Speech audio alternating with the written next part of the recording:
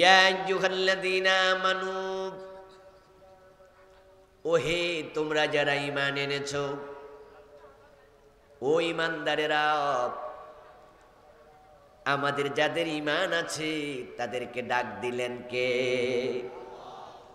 জোরে বলুন না। আল্লাহ বলার মাঝে লাভ আছে না নাই? আল্লাহর মাঝে অক্ষর আছে 5টা। যখনই আল্লাহর কোন মুমিন বান্দা একবার আল্লাহ বলে, সাথে সাথে তার আমল নামার মাঝে 50টা নেকি লিখা হয়ে যায়। মাহফিলগুলোতে আসলে এটাই হলো নগদ লাভ। বাকি লাভ বাকি। বেনামাজি সিদ্ধান্ত নিল আজ থেকে আর নামাজ কাজা করবে না।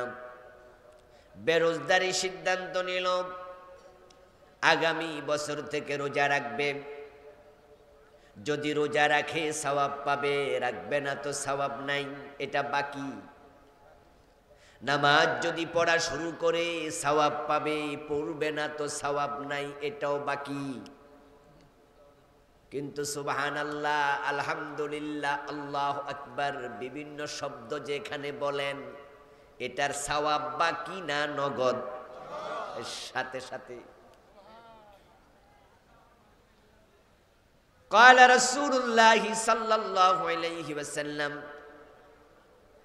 سبحان الله والحمد لله تملأ الميزان وتملأ ما بين السماء والأرض।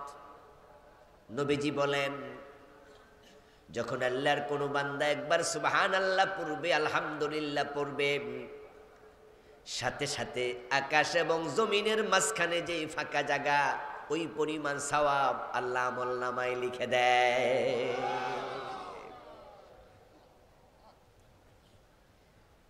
এই যে আমরা আল্লাহর সামনে সবাই হাজির হব, দুনিয়ার আমল আল্লাহ কি ওজন করবেন না? কি মনে হয় ওজন হবে? আল ওয়াজনু ইয়াউমাইযিনিল হক। কোরআনে আল্লাহ বলেন নিশ্চয় সেদিন ওজন সত্যই হয়, সত্যি হবে। فَأَمَّا مَنْ ثَقُلَتْ مَوَازِينُهُ فَهُوَ فِي عِيشَةٍ رَاضِيَةٍ وَأَمَّا مَنْ خَفَّتْ مَوَازِينُهُ فَأُمُّهُ هَاوِيَةٌ। ওজন করার পর যাদের নেকের পাল্লা ভারী হবে, তারা সাথে সাথে আল্লাহর জান্নাত পেয়ে যাবে। তাদের জন্য কোনো সুপারিশের প্রয়োজন নাই, তারা সরাসরি পাস। আর যাদের নেকার পাল্লা হালকা হবে, ওই মানুষগুলো বিপদে পড়ে যাবে। রাসূলুল্লাহ সাল্লাল্লাহু আলাইহি ওয়াসাল্লাম বলেছেন, এমনও কিছু মানুষ বিপদে পড়বে হাসরের ময়দানে, জাহান্নামী হবে, যাদের নেকের পাল্লাতে নেক কম ছিল উকুনের ডিম পরিমাণ। উদাহরণটা বুঝছেন? কি পরিমাণ? কথা বলেন না কেন? কি পরিমাণ? উকুন দেখছেন? উকুনের ডিম দেখছেন? মাইকওয়ালা, একটা মাইকের হরণ আমার কানে দাও, যাও, কোনো এক দিক থেকে ডাইরেক্ট কানে যেন আওয়াজ হয়, ঠাস ঠাস করে আওয়াজ হয়। উকুনের ডিম আমরা দেখিনি। কিছু উকুন আছে মহিলাদের মাথার মাঝে হয়, যেগুলো এত ছোট যে এগুলো মারার জন্য চুলের গোড়ায় ধরে টান মাইরা আইনা তারপর নখের উপরে রাখে। এটা যে মরছে ঠুস করে উঠলে বোঝা যায়, এর আগে বুঝে যায়। এত ছোট উকুন আছে যেগুলো চোখের পাওয়ার না থাকলে দেখাও যায় না। এবার বলুন তো, উকুন যদি এত ছোট হয়, তার ডিম কত ছোট? এই হাদিস পড়ে আমি অবাক হলাম যে আমার রাসূলকে আল্লাহ কত এলেম দিছে, উদাহরণ কিভাবে দিল, কি চমৎকার উদাহরণ, যে উকুনের ডিম পরিমাণ আমল কম, তাই সে সেদিন ধরা পড়ে যাবে। আমার বন্ধু, সওয়াবের সেদিন কি যে প্রয়োজন হবে, উকুনের ডিম পরিমাণ সওয়াব কম, লোকটা সেদিন আফসোস করবে।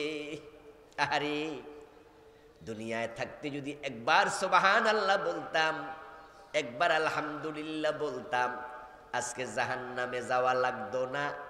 একবার সুবহানাল্লাহ আলহামদুলিল্লাহ বললে উকুনের ডিম পরিমাণ নয়, সওয়াব হয় আকাশ এবং জমিনের মাঝখানে পুরা খালি জায়গা পরিমাণ। আরে একবার যদি বেশি সুবহানাল্লাহ বলতাম। আরে দুনিয়া কেন একবার সুবহানাল্লাহ বললাম না? সেদিন আফসোস করে কোনো লাভ হবে? সেখানে আমল করা যাবে? আমার ভাইয়েরা 9 সাবজেক্টে পাশ করছে, 1 সাবজেক্ট ফেল করছে। 1 সাবজেক্ট ফেলের কারণে রেজাল্ট 0। রেজাল্ট আসার পরে দেখলো যে সাবজেক্টে ফেল করছে ওই সাবজেক্টে 28 পাইছে, 29 পাইছে, 30 পাইছে, 31 পাইছে। এই অবস্থা দেখলে আফসোসটা কম হয় না বেশি হয়? যদি 10-12 পাইতো তাহলে কিন্তু আফসোস বেশি হইতো না। ও তো ফেল করছিল তো করছি, কিতা করতাম আর। কিন্তু যখন দেখে 1 নাম্বার বা 2 নাম্বারের জন্য ফেল করছে তখন আফসোস বাইরে যায়, ঠিক কিনা? মানুষ যখন সামান্য সওয়াবের জন্য বিপদে পড়বে আফসোসটা বেড়ে যাবে। আমার বন্ধু সেদিন সওয়াবের এত জরুরত হবে। কিছু মানুষ আছে যাদের আমল নামা আল্লাহ যখন ওজন দেবেন তখন দেখা যাবে তাদের সওয়াব এবং গুনাহ সমান সমান। যাদের সওয়াব এবং গুনাহ সমান সমান হবে তারাও জান্নাত পাবে না। তাদেরকে রাখার জন্য আরেকটা জায়গা আল্লাহ বানাইছেন, সেটার নাম হলো আরাফ। কি নাম? সবাই বলেন, কথা বলেন না, কি নাম? আরাফ শব্দটা কোরআনের শব্দ। এ নামে একটা সূরা আছে না নাই? আরাফের মাঝে অক্ষর কয়টা? হামজা, আইন, রা, আলিফ, ফা, 5টা। একবার পড়লে 50 নেকি হয়। সুবহানাল্লাহ। কোরআনের শব্দ, কোরআন হিসাবে আমরা পড়ছি।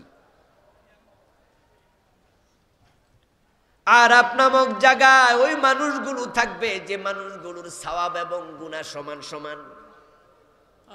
ওই মানুষগুলো আফসোস করে বলবে, হায় রে, দুনিয়ায় যদি একটা বার বেশি জিকির করতাম আজকে আরাফে থাকা লাগতো না, জান্নাত পেয়ে যেতাম। قال رسول الله صلى الله عليه وسلم لا يتحسر أهل الجنة في الجنة إلا على ساعة قد مضت من غير ذكر الله। নবীজি সাল্লাল্লাহু আলাইহি ওয়াসাল্লাম বলেন, শোনো, জিকির করার সুযোগ থাকলে, কোরআন পড়ার সুযোগ থাকলে পড়ে ফেলো, জিকির করে ফেলো। আমল করার সুযোগ থাকলে আমল করে ফেলো। আমলকে কালকের জন্য বাকি রেখো না। এমনও তো হতে পারে কালকের দিন আসবে কিন্তু তুমি দুনিয়ায় থাকবে না। আজকের দিন আমাদের জীবনের শেষ দিন হওয়ার সম্ভাবনা আছে না? না। রাসূলুল্লাহ বলছে, এবার শোনো, জান্নাতীরা জান্নাতে যাওয়ার পর তারা কখনো মন খারাপ করবে না, আফসোস করবে না। জান্নাতে আল্লাহ তাআলা এত নিয়ামত দেবেন, জান্নাতে আল্লাহর নিয়ামত পাওয়ার পর মানুষের আফসোস করার মতো কিছু থাকবে না। কিন্তু জান্নাতে যাওয়ার পরও একটা আফসোস থাকবে। ওই আফসোসটা হলো, আমি কিছু সময় জিকির না করে ব্যয় করেছি। যদি চুপচাপ না থেকে 2-4 বার জিকির করতাম তাহলে জান্নাতের মর্তবা আরো উপরে হতো। আমার প্রিয় ভাইরা, বলুন তো, জান্নাত কি একটা নাকি 8টা? জান্নাতের স্তর কয়টা? জান্নাতের দরজা কয়টা? জান্নাত 8টা। 8টা মানে 8টা দরজা, 8টা স্তর। আচ্ছা, এখন জান্নাতুল ফেরদাউস হলো 8টার মাঝে সেরা। সব মানুষ কি জান্নাতুল ফেরদাউস পাবে নাকি? ও দোস্ত, জান্নাতের মাঝে সবচেয়ে ছোটটাও কেউ পাবে, তার বড়টা, তার বড়টা, তার বড়টা। জান্নাতুল ফেরদাউস পাবে যারা, অন্য জান্নাতীরা আফসোস করে বলবে যদি আমার আমল একটু বেশি হতো আমিও তো ফেরদাউসটা পাইতাম। হায়রে কেন কিছু আমল বেশি করলাম না, কিছু আমল কেন বেশি করলাম না?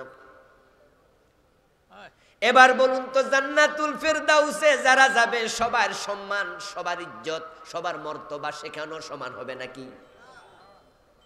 নবী মুহাম্মদ থাকবে জান্নাতুল ফেরদাউসে, আবু বকর সিদ্দিকও জান্নাতুল ফেরদাউসে, দুইজনের জান্নাত একরকম হবে নাকি?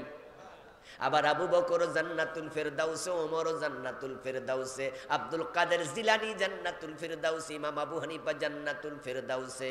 আবু বকর যেটা পাবে ইমাম আবু হানিফা সেটা পাবে নাকি? সেখানেও পার্থক্য আছে। জান্নাতীরা জান্নাতে গিয়ে আফসোস করবে কেন একটু বেশি আমল করলাম না, একটু বেশি জিকির করলাম না, করলে তো আমার জান্নাতটা আরো উপরে চলে যেত। এবার বলুন তো সেখানে আফসোস করে কোনো লাভ আছে নাকি? তাই সময় থাকতে এখনই আমল দরকার আছে না নাই? আমার প্রিয় ভাইরা, আল্লাহ তাআলার নাম উচ্চারণ করতে একটু কৃপণতা করছিলেন, তাই আমি বলছিলাম যে এখানে 5টা অক্ষর আছে, 10 নেকি করে 50 নেকি সাথে সাথে পাবেন। তাই যখনই আমরা প্রশ্ন করব, যখনই আলোচনার গতি উঠবে, দেখবেন কোথাও আশ্চর্য খবর দেব সাথে সাথে সুবহানাল্লাহ বলবেন, কোথাও দুঃখের খবর দেব ইন্না লিল্লাহ বলবেন, কোথাও আবার সুসংবাদ শোনাবো তখন নিজে নিজে আলহামদুলিল্লাহ বলবেন, সাথে সাথে নগদ নগদ সওয়াব আমল নামায় যোগ হয়ে যাবে। কষ্ট করে আসছেন তো, 2-4 ঘন্টা সময় নষ্ট হচ্ছে না? এই সময়টা ভালো করে কাজে লাগা দরকার আছে কিনা? প্রিয় দিনী ভাইরা, আল্লাহ তাআলা আমাদেরকে ডাকছেন, ইয়া আইয়ুহাল্লাযীনা আমানু, ও ঈমানদারেরা। এবার সবাই আওয়াজ দিয়ে বলুন তো আমাদেরকে ডাক দিলেন কে? আল্লাহ। আল্লাহর ডাকে এবার সাড়া দেন। সাড়া দেওয়ার নিয়ম হলো তিনি যা বলবেন তা মনোযোগ দিয়ে শুনবেন, এবং তিনি যা বলবেন শোনার পরে তা আমল করবেন, তাহলে আল্লাহর ডাকে সাড়া দেয়া হবে। আল্লাহ বলছেন, ইয়া আইয়ুহাল্লাযীনা আমানু, ও ঈমানদারেরা, উদখুলু ফিস-সিলমি কাফা, তোমরা ঈমান এনে কাজ শেষ মনে করো না। ঈমান আনার পরে কাজ শুরু হবে, শেষ নয়। ঈমান যারা এনেছ এবার ইসলামে পরিপূর্ণ প্রবেশ করো। কে বলতেছেন? বলেন না আবার সবাই, কে? ঈমান আনার পরে কাজ শেষ হবে না শুরু হবে? ঈমানদার এক ওয়াক্ত নামাজও পড়ে না এমন ঈমানওয়ালা বাংলাদেশে আসেনি? ঈমানদারের পরিচয় দেয় রমাদানে একটা রোজাও রাখে না এমন আছে? ঈমানদারের পরিচয় দেয় সুদে টাকা লাগাইছে এমন সুদখোর আজকের মাহফিলও 2-4 জন আছে না নাই? এরা ইসলামে পুরা ঢুকছে তো। ঈমানদারের দাবি আছে, কিন্তু আপনি নামাজ পড়েন না, আপনি রোজা রাখেন না, আপনি যাকাত দেন না, আপনি দিন মানেন না, তাহলে আপনি ইসলামে ঢোকেন নাই। ঈমান আনার পর আপনার কাম শেষ। ও দোস্ত, ইউনিভার্সিটি ভর্তি হওয়ার পরে আর ক্লাস করে না, বেড়া পাস করবো তো। অনেক মেধাবী ছাত্র এসএসসি এসএসসিতে দুটাতে পেয়েছে একবারে জিপিএ 5, গোল্ডেন এ প্লাস প্রতি সাবজেক্টে, খুবই মেধাবী। ঢাকা মেডিকেল কলেজে টিকছে, আপনি ভাবছেন বড় ডাক্তার হবে আমার এলাকার ছেলে, কিন্তু ভর্তি হওয়ার পর আর মেডিকেলে যায় না, ক্লাস করে না, ডাক্তার হবে নাকি?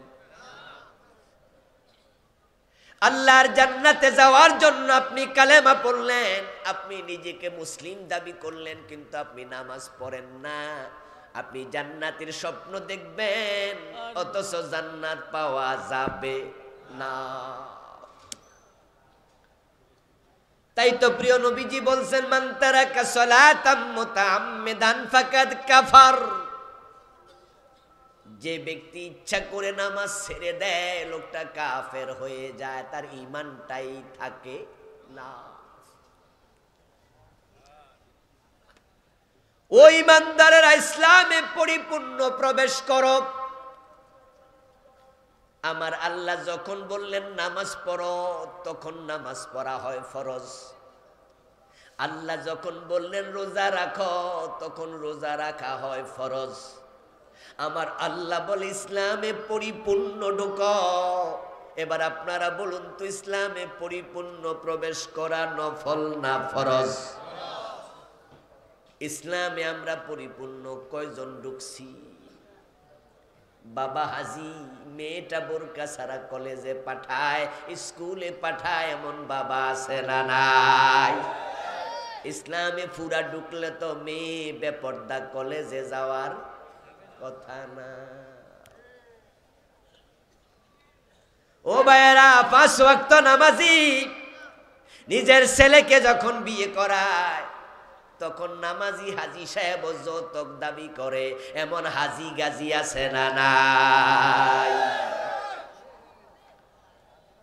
আলেম ওলামা পর্যন্ত এখন যৌতুক খাওয়া শুরু করছে। কিছু কিছু হুজুরও আছে যারা ছেলে বিয়ে করাইতে যায়া ডাইরেক্ট চায় না, ঘুরাইয়া গাড়াইয়া চায়, ঠিক না? হাজি সাহেব নামাজি মানুষ বলে যে না, আমরা তো যৌতুক নেই না, তবে যদি আপনি জামাইরে একটা মোটরসাইকেল দেন, এটা আপনার ব্যাপার। ইশারা দিয়ে দিছে, ঠিক না? না না,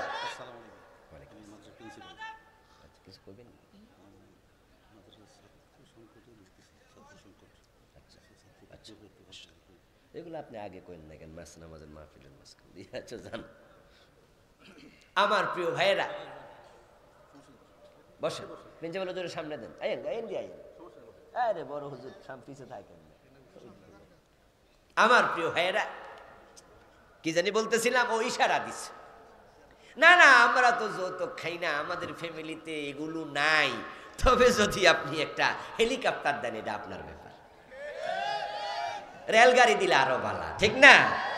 ইশারা ইঙ্গিতে মেয়েরা আপনি নেকলেস দিবেন, এটা তো আর আমরা গায়ে দিব না, আপনার মাইয়া না গায়ে দিব। এরপর ঘর বানাইছি, এখনো রুম খালি আছে, যদি আপনি ফার্নিচার দেন, আপনার মাইয়া তো বইব, ঠিক না? যদি একটা বক্স খাট দেন, তাহলে ঘরের শোভা বর্ধন পাইব। এরপর আপনার ছেলে যদি আপনার জামাইয়ের হাতের মাঝে একটা 50,000 টাকার আংটি, 1 লক্ষ টাকার একটা ঘড়ি শ্বশুর পক্ষ দেয়, তাহলে দোকানে গেলে তো মানুষ আমনের প্রশংসা করব, আমি তো আর হাতে দিব না। এরপরে তবে আমরা যৌতুক নেই না। এই জাতীয় হারামি আছে না নাই?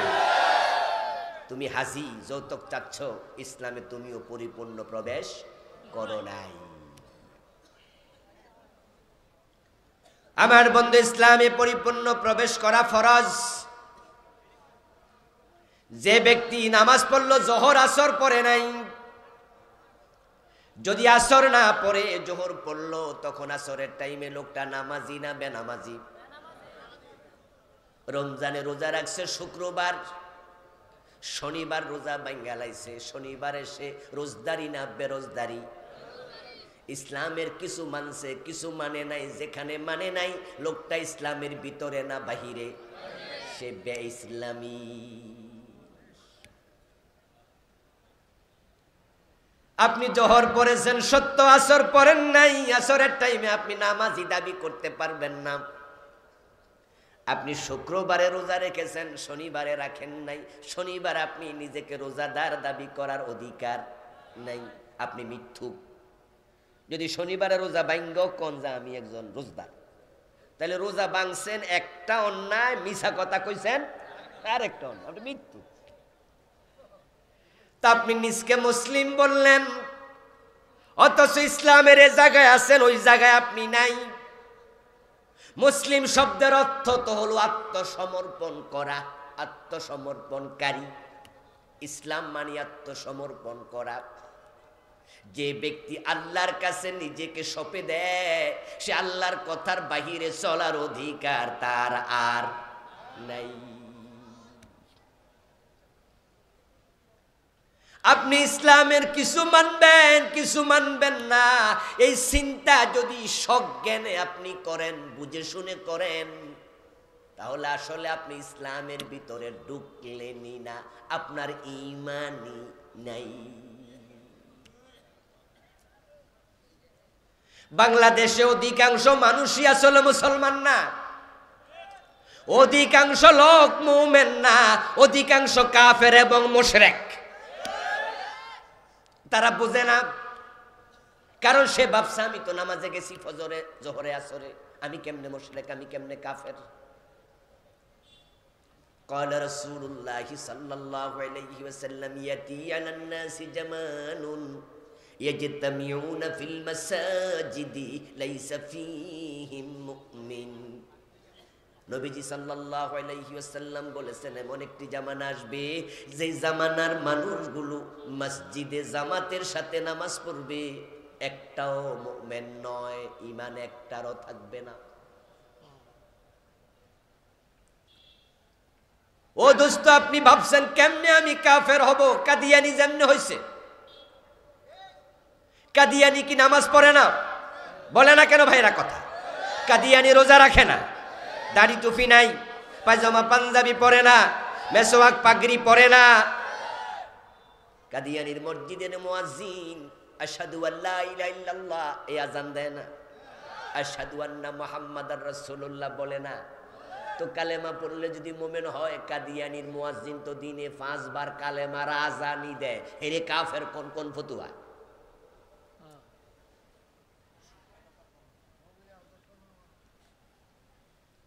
আত্মসমালোচনা করবেন। আমার বন্ধু যারা কাদিয়ানি, তাদের নামাজের মাঝে আত্তাহিয়াতু নাই। তো আত্তাহিয়াতুর মাঝে আশহাদু আল্লা ইলাহা ইল্লাল্লাহু ওয়া আশহাদু আন্না মুহাম্মাদান আবদুহু ওয়া রাসূলুহু, এই কালেমা পড়ে তো আত্তাহিয়াতু শেষ হয়। তো কাদিয়ানিরে কাফের কোন কেন? বেটা তো কালেমা পড়ে দিনে কতবার। ও দোস্ত, প্রবলেমটা এক জায়গায়, ইসলামে পুরা ঢোকা লাগে, অর্ধেকটা মুসলমান থাকা যায় না। সুযোগ নাই, সুযোগ নাই। মা কানা লিমুমিনিন ওয়ালা মুমিনাতিন ইযা কাদাল্লাহু ওয়া রাসূলুহু আমরা আন ইয়াকুনা লাহুমুল খিয়ারাতু মিন আমরিহিম। আমার রব কুরআন মাজিদে বলতেছেন, যখনই তুমি কালেমা পড়ে মুমিন হয়ে যাবে, তুমি নারী হওয়ার পুরুষ হও, কালেমা পড়ার পরে আল্লাহ রাসূল যা বলবেন তা অমান্য করবা দূরের কথা, মানব কি মানব না এই চিন্তা করার অধিকারও তোমার আর থাকবে না। আত্মসমর্পণকারী হয় মুসলিম। তুমি আত্মসমর্পণকারী হওয়ার পরে, মুমিন হওয়ার পরে মানবা না, সেটা তো বহু দূরের কথা, মানব কি না এই চিন্তা করতে পারবা না। কে বলতেছে? জোরে বলেন, কে বলতেছে? তাহলে কি বলতে হবে? এটাও কোরআনে আল্লাহ বলছে, আইয়াকুলু সামি'না ওয়া আতানা। যারা মুমিন হবে, মুসলিম হবে, তারা শুধু একটা কথা বলবে, শুনলাম এবং মানলাম। ভালো লাগলেও মানতে হবে, ভালো না লাগলেও মানতে হবে। ওযু করে নামাজ পড়ো, পানি যদি থাকে ঠান্ডা পানি হলে ওযু করা লাগবে, ঠিক কি না? পানি ঠান্ডা, তাই ওযু ছাড়া নামাজ হইব? চলবে না। সব আল্লাহ বলছে করো। পানি ইউজেবল না, তাহলে তায়াম্মুম করো। কিন্তু তোমার মন মতো ওযু ছাড়া অপবিত্র অবস্থায় নামাজ পড়ো না, আল্লাহ নেয় না। আল্লাহ বলে, আমি যা বলি আমার কথার সাথে দ্বিমত করলে ঈমান। আমরা তো সুদ খাইয়াও মুসলমান, ঘুষ খাইয়াও মুসলমান, জুয়া খেললেও মুসলমান, মদ খাইয়াও মুসলমান। এই বাংলাদেশ 54 বছর চলতেছে, এই 54 বছরে যারা দেশ চালাইছে তারা আল্লাহর আইনের প্রতি বৃদ্ধাঙ্গুল দেখাচ্ছে, তারাও মুসলমান দাবি করছে। হাসানুল কিনুর মতো লোক, রাশেদ খান মেননের মতো লোক, এই বেটাও নামের আগে আলহাজ লেখে। সরকারি টাকায় 2 জন হজ করতে গেছে। যদি আল্লাহ তাআলার দিনের 24 ঘন্টা বক্তৃতা দেওয়ার সময় দেয়া হতো, 24 ঘন্টায় সুযোগ পাইলে ইসলামের বিরুদ্ধে বলতো। এত জালেম ওই দুইটা। অথচ হজ করার জন্য মক্কায় যখন গেছে, এহরামের কাপড় যখন পরে তখন তালবিয়া পড়ছে কি, লাব্বাইক আল্লাহুম্মা লাব্বাইক। বাংলা অর্থ কি, আল্লাহ আমি হাজির। আল্লাহ কয় কেডা রে, কেডা হাজির হইছে রে। তারপরে যখন হে বেড়া মিনায় যাইয়া শয়তান রে পাথর মারছে, আমি নিশ্চিত শয়তান সেদিন কানছে আর আফসোস করে বলছে, তুইও মারলি বাইরে, ভাইয়ে মারে, তুই না আমার ছোট ভাই। আরেকজন কয়ে বড় ভাই বলে, শয়তানের চেয়ে আরো বড়। আমার ভাইয়েরা, ইসলাম আপনি কিছু মানছেন কিছু মানছেন না, অথচ আল্লাহর কোরআনের বক্তব্য শুনুন। রাসূলুল্লাহ সাল্লাল্লাহু আলাইহি ওয়াসাল্লাম হিজরত করে মদিনায় গেলেন।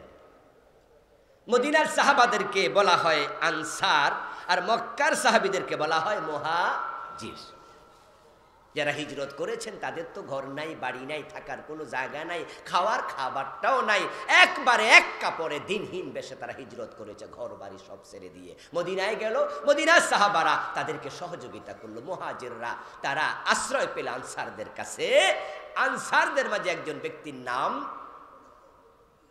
হাদিসে আসেনি, তবে মুহাজিরের নামটা আসছে, ওনার নাম জুবাইর ইবনুল আওয়াম, আর ওটা আসছে ফুলানুম মিনাল আনসার, আনসারদের এক ব্যক্তি। উনাদের ক্ষেত ছিল পাশাপাশি, খেজুর গাছে পানি দেবেন, নালা নেমেছে উপর থেকে নিচের দিকে। উপরের জমিটা ছিল জুবাইর ইবনুল আওয়াম, রাসূলুল্লাহর ফুফাতো ভাই। আনসারী সাহাবী গিয়ে বলছে, জুবাইর, মদিনার আমরা মালিক, আমরা অধিবাসী, আমরা স্থানীয় লোক, এজন্য মদিনার জমিনে আমাদের অধিকার বেশি, তুমি খেতে পরে পানি দিও, পানিটা আমি আগে দেই।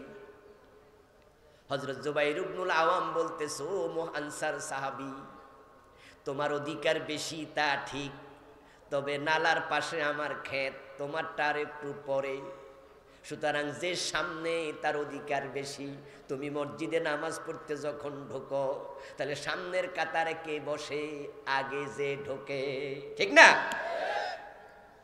আলাউবালু ফালাউবাল।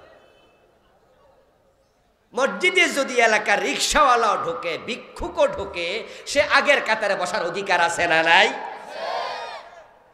এলাকার চেয়ারম্যান কি পরে ঢুইকা তারে টান দিয়া পিছনে আনতে পারবে?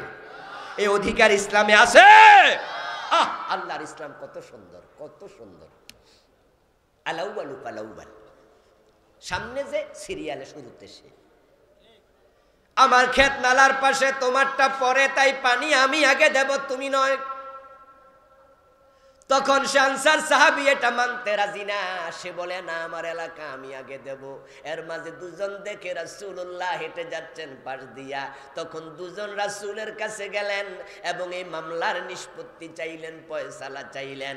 রাসূলুল্লাহ সাল্লাল্লাহু আলাইহি ওয়াসাল্লাম আসলেন, সরজমিন প্রদর্শন করলেন, তারপর দেখে তিনি বললেন, ইসকিয়া জুবাইর সুম্মা আরসিলিল মাআ ইলা জারিকা।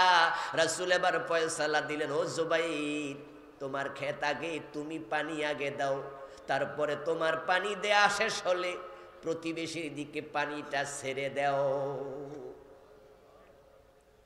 রাসূল যখন এই ফয়সালা দিলেন, তখন আনসারী সাহাবী বলছে, আইবনু আম্মিকা ইয়া রাসূলুল্লাহ, হুজুর আপনার ফুফাতো ভাই লাগে তো, বুঝছি আমি। নাউজুবিল্লাহ পড়েন। ফাতালাওয়ানা ওয়াজহু রাসূলিল্লাহি সাল্লাল্লাহু আলাইহি ওয়াসাল্লাম, প্রিয় নবীর চেহারাটা রাগে লাল হয়ে গেল। আমি নবী, তুমি মুসলমান, তুমি এই মন্তব্য কেমনে করলা? আমি বুঝি ফুফাতো ভাইয়ের টান টানছি, আমি বুঝি স্বজন প্রীতি করছি, তুমি এটা কেমনে বললা? রাসূলুল্লাহর চেহারা লাল হয়ে গেল। এর মাঝে জিবরিল আমিন হাজির, আল্লাহ তাআলা কোরআনের আয়াত নাজিল করে দিলেন, فلا وربك لا يؤمنون حتى يحكموك فيما شجر بينهم ثم لا يجدوا في أنفسهم حرجا مما قضيت ويسلموا تسليما। সবাই আওয়াজ দিয়ে সুবহানাল্লাহ পড়েন। মাইকলা একটা হরন কানে দিতে কইছি, তোমার আওয়াজ বাড়াইতে বলি না, আমি একটা হরন ঘুরাইতে বলছি। তো কয়বার কইলে তুমি শুনবা? আমি আল্লাহ আয়াত নাজিল করলেন, ও নবী আমি আল্লাহ কসম করতেছি আমার নিজের ফালা ওয়া রাব্বিকা, তোমার রবের কসম। রাসূলের রব কে? আয়াত নাজিল করছে কে? কসম খাইতেছে কে? আল্লাহ নিজে নিজের কসম করে বলতেছে, শক্ত শব্দ, আমি আল্লাহ আমার কসম করছি। লা ইউমিনুন, এই মানুষগুলো মুমিন নয়। ওই যে আমি বলছি নামাজ না পড়াও মুমিন, ঠিক না? বরং আমরা যদি জিগাই কিরে ভাই নামাজ পড়স না, কয় যে নামাজ না পড়লে কি হয়েছে? ঈমান শক্ত। অধিকা ইসলাম মেনে আমরা ভাবছি আমরা মুমিন।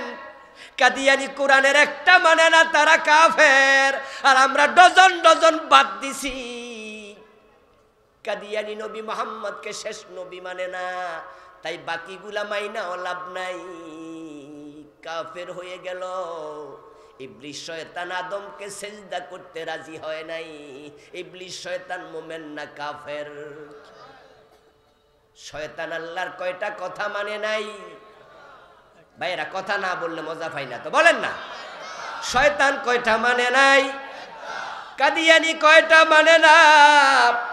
সুর ধরে হাত কাটো এই আইন কোরআনে আছে না নাই? 54 বছরে কয়দিন মানছেন? জেনা করলে 100 বেত লাগাও, বিবাহিত হলে পাথর মারো, এই আইন কোরআন হাদিসে আছে না নাই? 54 বছরে কয়দিন মানছেন? আল্লাহ কোরআন মাজিদে বলছেন আলা লাহুল খালকু ওয়াল আমরু, সাবধান সৃষ্টি যার, আইন চলবে শুধুই তার। 54 বছরে আল্লাহর আইন বাংলাদেশে কয়দিন চলছে? তো শয়তান মানে নাই কয়টা? ঈমান আছে না গেছে? আমরা মানি না কয়টা? আমাদেরটা যায় না, সুপার গুলো দিয়া লাগাইছি।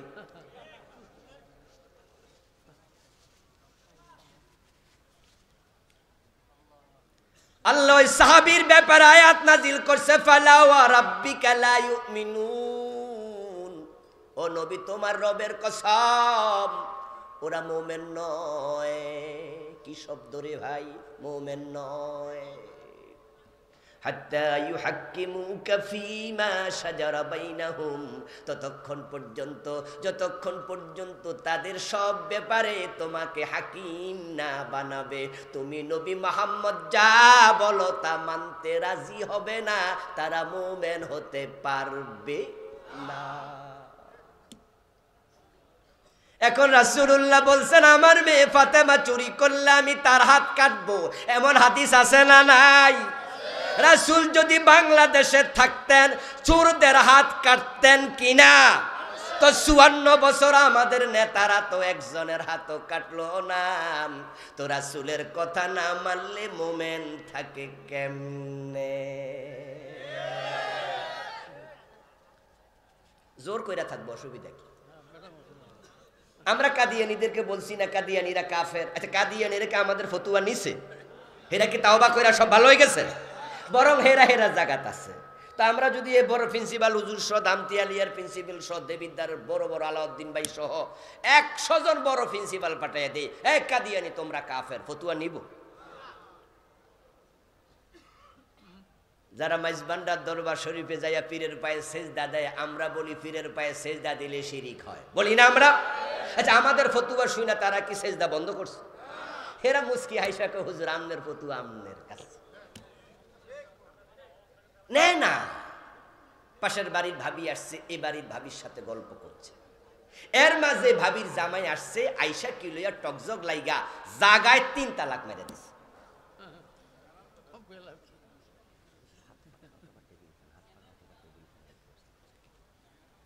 জাগায় যখন 3 তালাক দিয়ে দিছে, এই গরের ভাবি যারে তালাক দিছে হে ফানসা বাইতাছে আর হাসতাছে। পাশের বাড়ির ভাবি তো অবাক, ও বলতেছে ভাবি আপনার জামাই আপনারে মুখের উপরে 3 তালাক দিয়ে দিল, আপনি হাসতেছেন বুঝলাম না। কহে তালাক নেয় কেডা? কহে তো এরকম তালাক আমার আগে 100-র উপরে দিয়াই রাখছে, আবার রাতে একসাথে হইয়া থাকে।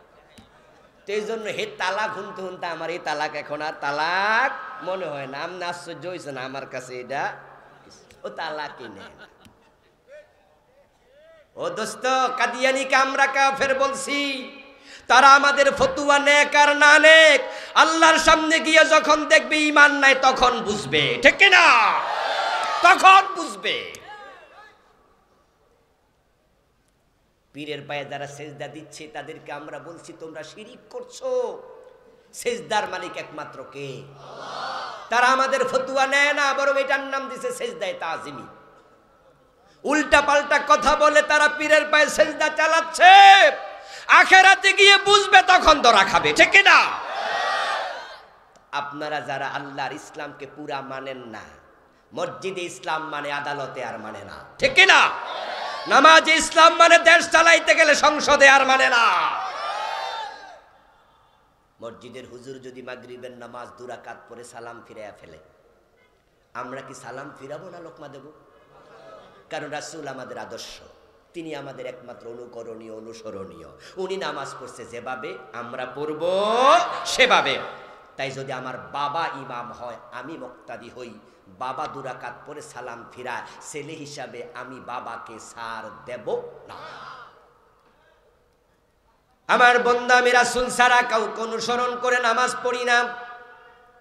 এবার বাংলাদেশে যারা বিএনপির লোক আছে, আওয়ামী লীগের লোক আছে, জাতীয় পার্টির লোক আছে, নেজামে ইসলামের লোক আছে, হেফাজতে ইসলাম, জামাত ইসলাম আছে, তারা কি মসজিদে রাসূল মানে না? না আমি একা মানি?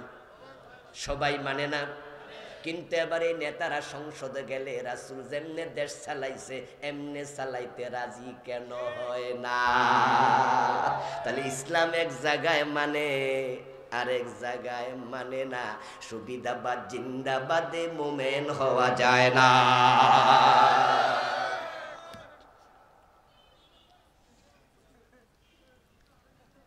এখন আপনি মনে মনে বলবেন, ইসলাম বুঝি এত টাইট, তো কিছু যে মানছে হিরো কি বাদ নেই। এজন্য আমাদের দেশের লোকেরা কিন্তু ইসলাম অর্ধেক মেনে জান্নাতে যাওয়ার স্বপ্ন দেখে। তাই বাংলাদেশে এমন মসজিদও আছে যে মসজিদ কমিটির সভাপতি সিনেমা হলের মালিক, সুদী ব্যাংকের ডিরেক্টর। ও বেটা সুদের টাকা দিয়া মসজিদে এসি লাগাইয়া দেয়। গোশখোর অফিসার মসজিদে ছাদের রড যা একা দিয়া দেয়। আখেরাতে আল্লাহরে কয়ে দিব, আল্লাহ গোশ খাইছি তো খাইছি, আমার গুনাহ হইছে, কিন্তু তোমার মসজিদে যে রড দিছি,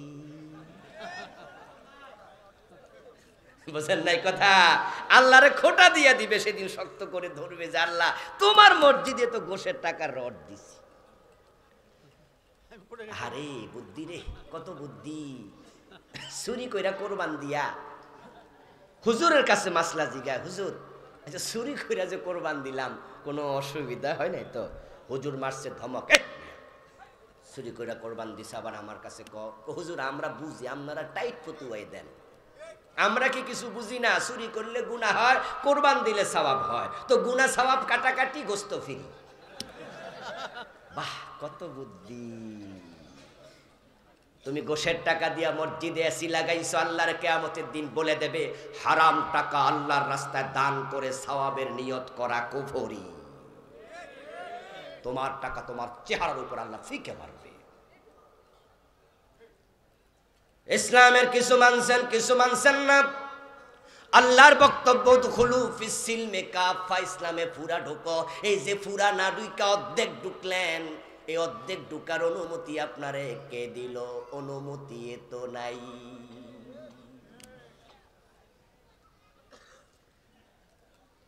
আমার ভাইয়ের একটা প্রশ্ন করব, গ্রাম্য প্রশ্ন, একবারে সহজ সরল প্রশ্ন।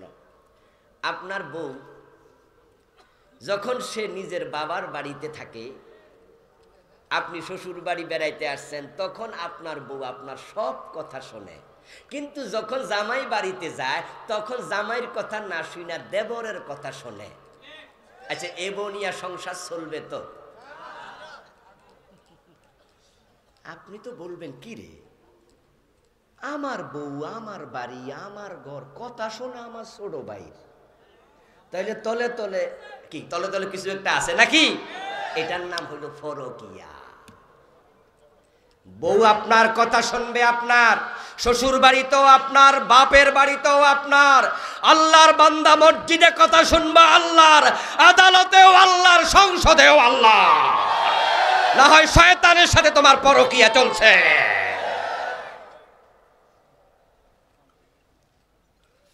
অর্ধেক মানেন, অর্ধেককে ইসলাম আল্লাহ নেয় না। ফজরের নামাজের ফরজ কয় রাকাত? সহজ প্রশ্ন, সহজ উত্তর বলেন না, কয় রাকাত? এক রাকাত পড়লেন সূরা ইয়াসিন দিয়া 15 মিনিট লাগাইয়া। তারপর দ্বিতীয় রাকাত না পড়া সালাম ফিরিয়া বাড়ি চলে গেলেন। যাওয়ার সময় ভাবতেছেন আজকে শীত বেশি, 50% সওয়াব পাইলেও চলে। এক রাকাত পড়ছেন, এর জন্য সওয়াব তো 50% হবে, ঠিক না? হবে না? কি বাদ? আল্লাহ অর্ধেকটা নামাজ নেয় না। পড়লে 2 রাকাত, না পড়লে আউট। একের অর্ধেক চলবে না। রোজা রেখেছেন, 17 মাসের দুপুর, গড়ির দিকে তাকায়া দেখেন 3টা বাজে দুপুর। পেটে বড় ক্ষুধা, বুকে বড় পিপাসা। ইফতার করে নিলেন, দুপুর 3টা বাজে। মনে মনে ভাবলেন 9 ঘন্টা রোজা রাখছি, 5 ঘন্টা বাকি আছে, 75% সওয়াব তো পাবই, ঠিক না? কতটুকু পাবেন? পুরাটা পাব। এই যে আমাদের প্রিন্সিপাল সাহেব হুজুরের আজকে মাহফিল, ওনার মাদ্রাসার মাহফিল। উনি বড় লোক মানুষ, আজকে সিদ্ধান্ত নিয়ে আসছে যে আমার যত শ্রোতা আসবে প্রত্যেককে 1000 টাকার একটা নোট যাওয়ার সময় হাদিয়া দেব। একবারে ঘোষণা দিয়া হুজুর 2-3 জন ছাত্র লইয়া গেটের একবারে সামনে দাঁড়াইছে। ও শ্রোতা ভাইয়েরা, 1000 টাকা করে হাদিয়া দেব আজকের মাহফিলে। আপনারা বলবেন হাদিয়া দেওয়া সুন্নত, হাদিয়া নেওয়া সুন্নত, অসুবিধা নাই। আমি আবুল কালাম আজাদ, আমার 1000 টাকা হাদিয়া দিলে আমি নেব। সুদের টাকা দিলে নেব না, হারাম টাকা নেব না, যাকাত 1 কোটি দিলেও নেব না, ঠিক কি না? হাদিয়া নেয়া জায়েজ, আমিও যাব হুজুর, আমারও 1000 দেন, অসুবিধা কি? কিন্তু উনি কি করলো, 1000 টাকার নোটটারে ভাঁজ কইরা মাঝখানে ছিঁড়া অর্ধেক অর্ধেক দেয়া শুরু করলো। কইলো মানুষ বেশি, অর্ধেক নেন। কে কে নিবেন? নিবেন? নিবেন? কারণ 1000 টাকার অর্ধেক 500, কি 500 না? 000। যখন নামাজ ছিল 2 রাকাত, আল্লাহর কাছে দাম ছিল। রোজা যখন পূর্ণ, আল্লাহর কাছে দাম ছিল। 1000 টাকার নোট যখন ছিল গোটা, তখন এটার মূল্য ছিল। যখন অর্ধেক বানাইছো, 0 হয়ে গেছে। ইসলাম যারা পুরা মানবে তারাই জান্নাত পাবে, যারা অর্ধেকটা বানাবে তাদের ঈমান 0 হয়ে যাবে।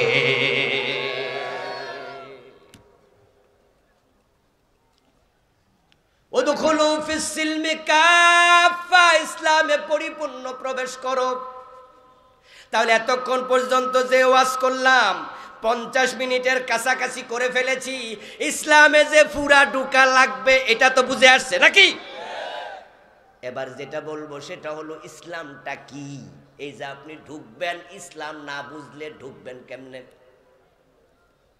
বাংলাদেশের লোকেরা ইসলামের একটা নিছক ধর্ম মনে করে, যার কারণে তারা ইসলামও মানে, আবার সুদেও টাকা লাগায়। অথচ যে ব্যক্তি সুদ খায় তার আমলনামায় 73টা বড় বড় গুনাহ হয়। সবচেয়ে ছোট গুনাহ হলো নিজের মায়ের সাথে জেনা।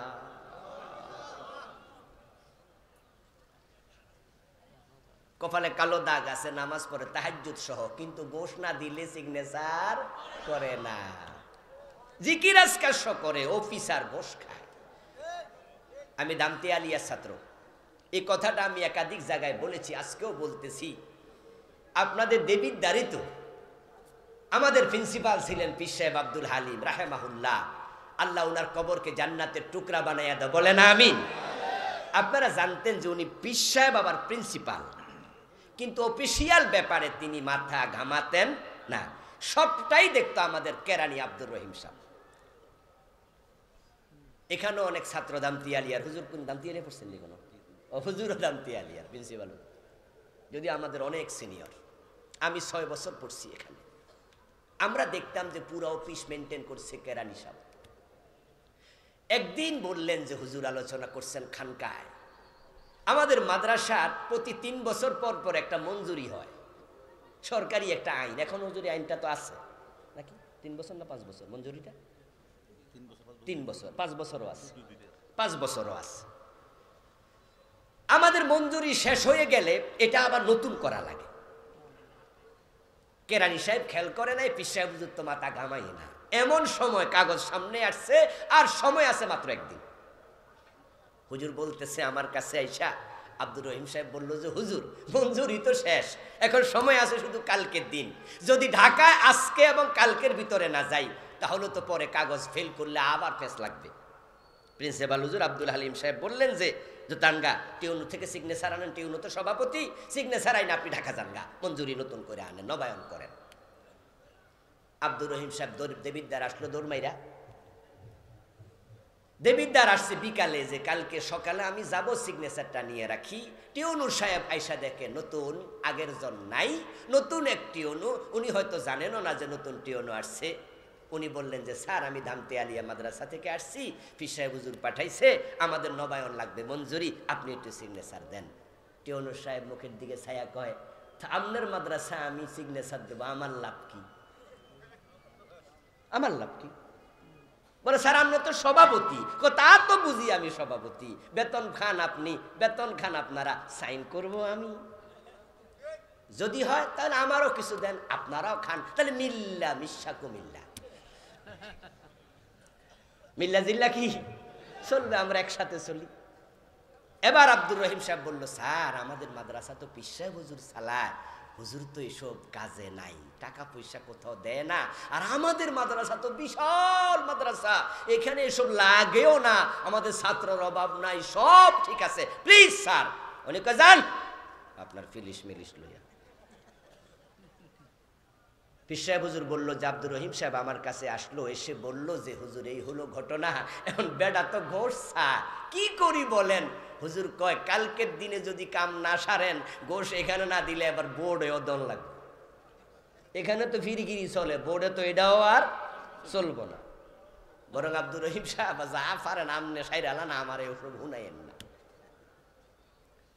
ফজরের নামাজের সময় ফার্স্ট টাইম, তখনও দাউদকান্দি ব্রিজ হয় নাই, মেঘনা ব্রিজ হয় নাই। তাই ফজরের নামাজের সময় ভোর বেলায় তিনি কাগজপত্র লইয়া আবার চলে আসলেন থানা দেবিদ্বারে। এসে ভাবলেন যে ফার্স্ট টাইমে সিগনেচার লইয়া চলে যাব ঢাকায়। এসে দেখেন টিউনু সাহেব বাসায় নাই। ফজরের পর কলিং বেলে টিপ মারছে, একজন ভদ্র মহিলা বের হলেন, কাকে চাই?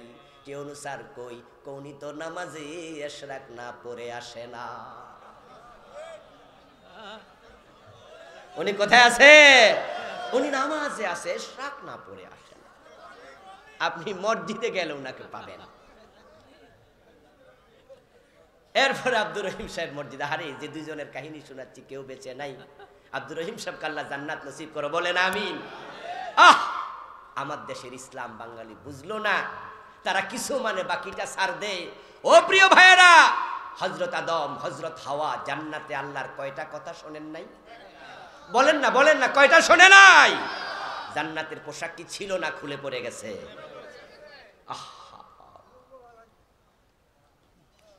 فلما ذاق الشجرة بدت لهما سوآتهما طفقا يقصفان عليهما من ورق الجنة। আল্লাহ কোরআনে শোনায়, আদম হাওয়া আমার কথা শুনলো না, ওই গাছের ফল খেলো, সাথে সাথে জান্নাতের পোশাক খুলে পড়ে গেল। বলুন তো জান্নাতের পোশাক দিছে কে? এখন খুলে নিছে কে?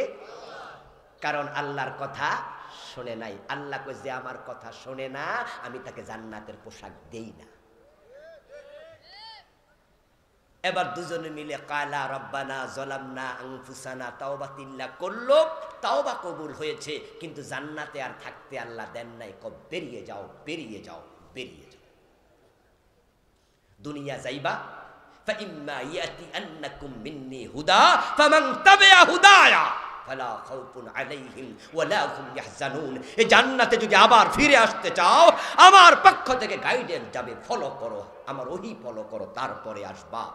একটা কথা শুনে নাই। আদম হাওয়াকে আল্লাহ জান্নাতে থাকতে দেয় নাই, একটা কথা শুনে নাই। আল্লাহ জান্নাতের পোশাক কেড়ে নিয়ে গেছে, আর আমরা শুনি না কয়টা? Dozen dozen. আর আমরা জান্নাতের স্বপ্ন দেখছি। এত সোজা না, এত সোজা না। রহিম সাহেবের কাহিনী একটু পরে বলবো। বলুন তো, ইউনূস আলাইহিস সালাম মাছের পেটে ছিলেন কতদিন? তাফসীরে পাওয়া যায় 40 দিন মাছের পেটে ছিলেন, এটা কোরআনে আছে, দিন সংখ্যাটা কোরআনে নাই। ইউনূস নবী মাছের পেটে গিয়ে কি দোয়া পড়ল?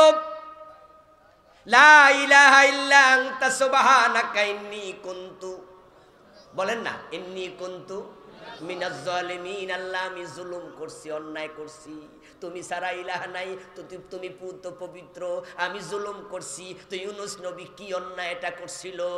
কোন কারণে মাছের পেটে ঢোকা লাগলো? তাফসীরে পাওয়া যায় উনার দাওয়াতি অঞ্চল ছিল নিনুয়া নামক এলাকা। একদিন তিনি উম্মতের পক্ষ থেকে একটু ভয় পাইছিলেন। উনি আশঙ্কা করছিলেন তাকে কোনো বেহায়া উম্মত, অন্যায়কারী জালেম উম্মত মারতে পারে। উনি ভয় পায়া নানুয়া নামক এলাকা ছেড়ে তিনি অন্য জায়গায় রওনা দিছে। আল্লাহর অনুমতির অপেক্ষা করেন নাই।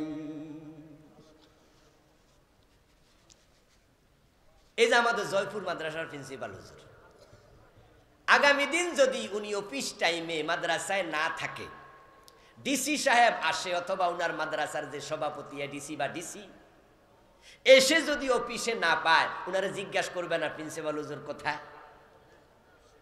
যদি বলে যে উনি কোথায় টিচার রাখা আমরা জানি না, তাহলে অ্যাকশন নেয়ার অধিকার আছে না নাই? উনাকে একটা নোটিশ দেবে অথবা জিজ্ঞাসা করবে কোথায় ছিলেন। যথাযথ কারণ বলতে পারলে কোনো অসুবিধা নাই, না হয় কিন্তু শোকজ খাওয়ার সম্ভাবনা আছে, এটাই নিয়ম। চাকরি আপনার জয়পুর মাদ্রাসায়, আপনি দেবিদ্দার মাদ্রাসায় কি করছেন? ওখানে কাম কি? অফিসিয়াল কাজে গেছেন? কোন কাজ বলেন? যথাযথ কারণ দেখান, তাহলে ঠিক আছে। আমার প্রিয় ভাইয়েরা, হযরত ইউনূস আলাইহিস সালাম তিনি নানুয়া নামক এলাকা, এদিকে তাকান, ওদিকে কি, নিনুয়া নামক এলাকা ছেড়ে তিনি চলে যাচ্ছিলেন। আমার প্রিয় ভাইয়েরা, যাওয়ার সময় হযরত ইউনূস আলাইহিস সালাম একটা নৌকার মাঝে উঠলেন। ওই নৌকার মাঝে ওঠার সাথে সাথে নৌকাটা কাঁপতে শুরু করেছে। নৌকাটা কাঁপতে শুরু করল। যখন নৌকাটা কাঁপতে শুরু করলো, নৌকার লোকেরা ইউনূস আলাইহিস সালামকে তখন নৌকা থেকে পানির মাঝে ফেলে দিল। এই ভালো আছেন? বসো বসো বসো, তোমরা বসো। এই ভাইকে বসতে দেন।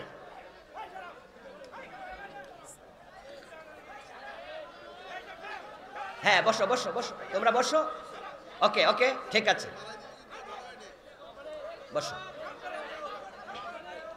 আপনার কি কোনো প্রবলেম আছে?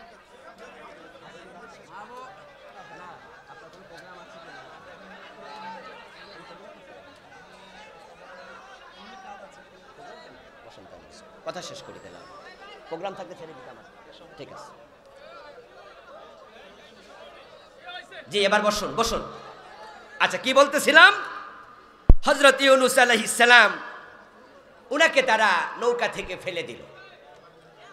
ইউনূস আলাইহিস সালাম নৌকা থেকে যখন পড়লেন, কোরআনে আল্লাহ বলেন ফালতাকামাহুল হুত ওয়া হুয়া মুলিম। একটা বড় মাছ আসলো, এসে ইউনূস আলাইহিস সালামকে মানুষ যেমন লজেন্স গিলে, ভাতের লোকমা গিলে, লোকমার মতো গিলে ফেললো। ইউনূস আলাইহিস সালাম মাছের পেটে পড়ে গেলেন। অন্ধকারে হযরত ইউনূসের মনে পড়ে গেল, আমি তো আমার রব থেকে অনুমতি নেই নাই, অনুমতি না নিয়ে রওনা দিয়েছিলাম। এজন্য বুঝছি আমার আল্লাহ আমার উপর নারাজ হয়ে গেছে। এবার তিনি মাছের পেটের মাঝে বলতেছেন লা ইলাহা ইল্লা আনতা সুবহানাকা ইন্নী কুনতু মিনাজ জালিমিন। ও আমার আল্লাহ, তুমি ছাড়া ইলাহ নাই, তুমি পুত পবিত্র আর আমি জুলুম করেছি নফসের উপর। আল্লাহ তাআলা এবার মাছকে বললেন, মাছ যাও, আমার ইউনুসকে তুমি বমি করে দাও, উগলে দাও। কোরআনে আল্লাহ আমাদেরকে শোনায়, তোমরা শোনো, ফালাউলা আন্নাহু কানা মিনাল মুসাব্বিহিন লালাবিসা ফি বাতনিহি ইলা ইয়াউমি ইউবাসুন। ইউনুস যদি মাছের পেটে তাসবিহ না পড়তো, ইন্নী কুনতু মিনাজ জালিমিন না বলতো, আমি ইউনুসকে কিয়ামত পর্যন্ত মাছের পেটে আটকায়া রেখে দিতাম। ইউনুস আলাইহিস সালাম আল্লাহর একটা ব্যাপারে শুধুমাত্র একটু নোকসানি করছে, সেটা হলো পরামর্শ ছাড়া রওনা দিছে। আদম আলাইহিস সালাম একটা কথা শোনেনি, আল্লাহ জান্নাত থেকে বের করে দিয়েছে। কাদিয়ানীরা একটা কথা মানেনি, ঈমান চলে গেছে। ইবলিস একটা কথা লঙ্ঘন করেছে, ইবলিসের ঈমান চলে গেছে। আজ 54 বছর বাংলাদেশ চালাচ্ছ, আল্লাহর কোরআনের বিধানের বাহিরে তোমাদের ঈমান নিয়ে প্রশ্ন তৈরি হয়। তাই ঈমান ধরে রাখতে চাইলে পূর্ণ ইসলাম মানা দরকার আছে না নাই? ব্যক্তি জীবনের সব জায়গায়, পাকঘর থেকে সংসদ ভবন, জীবনের বটম থেকে top, every higher every moment, ব্যক্তি জীবন, পারিবারিক জীবন, আন্তর্জাতিক বলয়, আমরা থাকবো যেখানে ইসলাম থাকা লাগবে সেখানে। শুধুমাত্র জীবনের আংশিক পর্যায়ে ইসলাম মেনে নিজকে মুমিন মনে করা যাবে না, মুসলিম মনে করা যাবে না। আমরা 54 বছর আল্লাহর দিন দিয়ে রাষ্ট্র পরিচালনা করতে ব্যর্থ হয়েছি, আমরা পারিনি। আগস্ট বিপ্লবের পরে নতুন সূর্য উদিত হচ্ছে, ইনশাআল্লাহ আমরা সম্ভাবনার দুয়ার খোলা দেখতে পাচ্ছি। যদি 92% মুসলমান আমরা মাথা তুলে দাঁড়াতে পারি, হতে পারে এবারই বাংলার ক্ষমতা ইসলাম চলে যাবে। সেজন্য জেগে ওঠা দরকার আছে না না?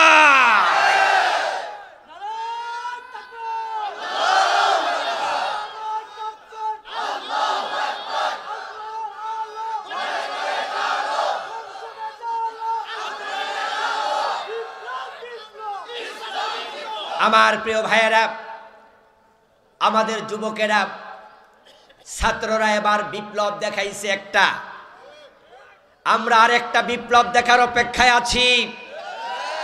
আগে ভাবতাম ইসলামী বিপ্লবের জন্য আমাদের কত রক্ত সাগর ফাড়ি দিতে হয় জানি না, কত হিমালয় ডিঙ্গাতে হয় জানি না। চারিদিকে ভারত এবং মায়ানমারের সীমা, আরেকদিকে সাগর, একটি সুই দিয়ে সহযোগিতা করার মতো জমিন আমাদের জন্য নেই। আমাদের হিন্দু এবং বৌদ্ধরা আমাদেরকে নখে তুলে মারার অপেক্ষায় আছে। তারা আমাদেরকে সহযোগিতা করার জন্য কোনো মুসলিম দেশকে অনুমতি দেবে না, সমুদ্র সীমা ব্যবহার করতে দেবে না, আকাশ সীমা ব্যবহার করতে দেবে না। বিপ্লবের জন্য জিহাদ প্রয়োজন হয়, অস্ত্রের প্রয়োজন হয়, প্রশিক্ষণের প্রয়োজন হয়। কোথায় পাবো অস্ত্র, কোথায় পাবো প্রশিক্ষণ? বিপ্লব হয়তো হবে না, ঈসা নবী আসার আগ পর্যন্ত অপেক্ষাই করতে হবে। কিন্তু এবারের যুবকেরা দেখিয়ে দিয়েছে অস্ত্র ছাড়া বিপ্লব করা যায়। অগাস্ট বিপ্লবে যে 2000 শহীদ হয়েছে, আমাদের সন্তানরা বাইরে রাস্তায় নেমেছে, ওদের হাতে কি এলএমজি এসএমজি ছিল? আমাদের ছাত্রদের হাতে কোনো অস্ত্র ছিল? তো অস্ত্র ছাড়া বিপ্লব কেমনে হলো? এটাই আমাদের জন্য এবার শিক্ষার সবচেয়ে বড় পাথেয়, সবচেয়ে বড় উপকরণ। বিপ্লবের জন্য অস্ত্র লাগে না, আবু সাঈদের মতো বুক পেতে সাহস নিয়ে রাস্তায় দাঁড়ানো লাগে। 2000 শহীদ হলে যদি আগস্ট বিপ্লব হয়, আল্লাহর কোরআনের বিপ্লবের জন্য প্রয়োজনে 2 লক্ষ শহীদ হওয়া লাগবে। এই যুবকেরা রাজি আছেন না নাই?